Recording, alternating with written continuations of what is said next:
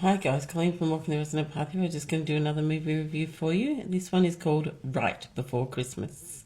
And this stars Tori DeVito. If you watch Pretty Little Liars and you see the big sister, Melissa, the manipulative big sister of Spencer, that's who Tori DeVito is. She usually plays Melissa on Pretty Little Liars. That's where I know her best from.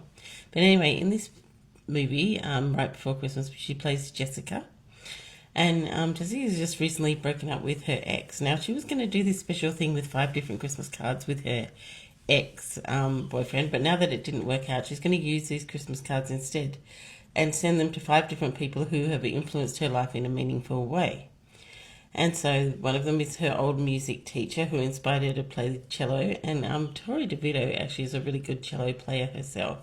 And the cello she plays in this is beautiful, and the cello she plays in Pretty Little Lies is just gorgeous. So I really enjoyed that part of it. Another letter goes to her brother, who's a deployed serviceman. One goes to her childhood best friend. Another one goes to a boy band singer who she had a really connected with the music and was passionate about in her teenage years, so she sends him one. And the other one's her auntie, who's been struggling a bit since her husband died several years ago. So, the delivery of these cards brings Jessica into the orbit of Luke, who is played by Chad Michael Murray, who I like in movies because he's very light-hearted, very charming, very easygoing in movies. And he's the son of the music teacher. The music teacher's away at the moment, and she asks her son to open all her mail. And he opens that one and reads it to her, and she says, "Oh, could you go say thank you to find Jessica and say thank you?" So he does this, and of course, then Jessica and Luke start spending more and more time together, and they obviously form a gentle, heartfelt connection, and they discover that sometimes doing the right thing and being nice to others brings the right thing into your orbit and the good people into your orbit, which is basically the premise of the movie. Now, what I really liked in this movie is that there were lots of different stories you could invest in. So you could invest in the main story of Jessica and Luke, or you can invest in the brother's story who was finding love on the airbase, or you can invest in the aunt story who was finding love with the guy who walks his dog, or a stray dog that he found, and then the aunt ends up adopting the dog. And I also like that it had cute animals. Whenever there's a cute animal, that adds points for me.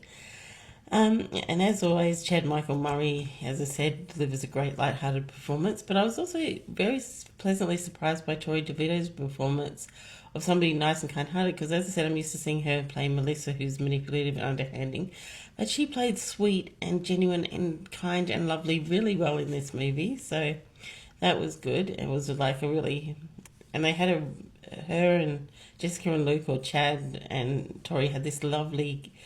chemistry in their romance. Was light, it was fun, it was sweet. The decorations in this movie were fantastic. I thought they were outstanding because every location not only was really, really decorated a lot, but it also had its distinct decorations, like the music shop where Jessica works. That was decorated in all greens and reds and golds, but the boy band singer's house, that was decorated in all whites and purples. So they all had their own distinct decorating style, but it also was all really well decorated. So I really like that. Although the Christmas activities were a little bit light on in number, there was still enough to feel very festive. So they went to a charity home and they dressed up as Santa and Mrs. Kringle, and they read the Christmas story, and there was still Christmas cookie eating and stuff like that. And there was some Christmas activities to enjoy, but I really, really did love the performances. And so between the beautiful decorations, the heartfelt performances, and the movie's light-hearted and warmth, and that there wasn't a lot of depressing in it, because lately there's been a lot of depressing in these movies. But this one, it might have said, oh, her family died when she was younger, or the aunt's husband dies, but then they just said it and quickly moved on, which is what I prefer if they're going to talk about that sort of thing. But this was probably one of my favourite festive watches so far. I really enjoyed it, just for the performance, for all the decorations, and that it was just light-hearted and the acting was good. So it actually is now second on the list, and it got 98 candy cane points. So that is Right Before Christmas, 98 candy cane points. And oh gosh, I forgot to write down where I watched it, but I think I might have watched it on Netflix, but I'll let you know tomorrow if I can remember. But yeah, I watched it on Netflix, I'm pretty sure. So that's Right Before Christmas, 98 candy cane points.